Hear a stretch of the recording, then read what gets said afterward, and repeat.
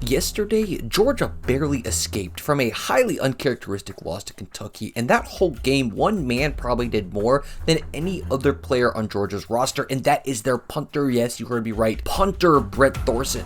So when Georgia's offense was trying to get kickstarted like a 2004 Honda Civic after sitting in the Arctic Circle for 3 days, they would require a slew of punts from Brett barely a minute and a half into the game, and Brett would send out a punt, and you just don't do it better than this. 55 yards on the fly, a gorgeous bounce out of bounds at the 4, and literally a fight breaks out on the sideline as UK and Georgia players alike are hurling each other to the ground trying to shake Brett's hands first, all of which results in flags that backs up Kentucky to the 1-yard line. And of course, the next Georgia drive, they didn't even make it outside of their own 10-yard line, but Brett brilliantly puts the ball on the opposite side of the 50 with no chance of a return, where UK unfortunately turns that into points. Georgia would do the opposite of their players, and not only would drive recklessly, but wouldn't drive at all. At the start of the second quarter, Brett was knocking on the door of the most punts he's ever had in the game, where he would kick the piss out of this ball, flying 57 yards in the air, over 5 seconds of hang time, and unfortunately it bounces forward,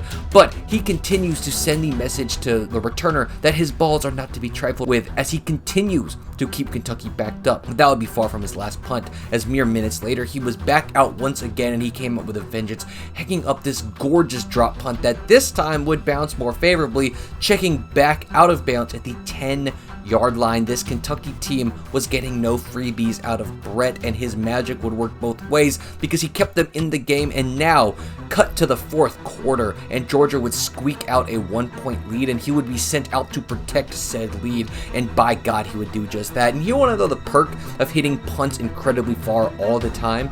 That's when you miss hit one and it comes down a bit shorter like this, still a 40-yard punt. Guess what? The returner is not even in the same zip code as this ball, and now it takes a gorgeous bounce up 15 yards to net 56 yards and keep Kentucky deep in their own territory, where they're forced to punt back. And now Georgia, holding that 1-point lead, would send Brett out one more time, and he does it perfectly.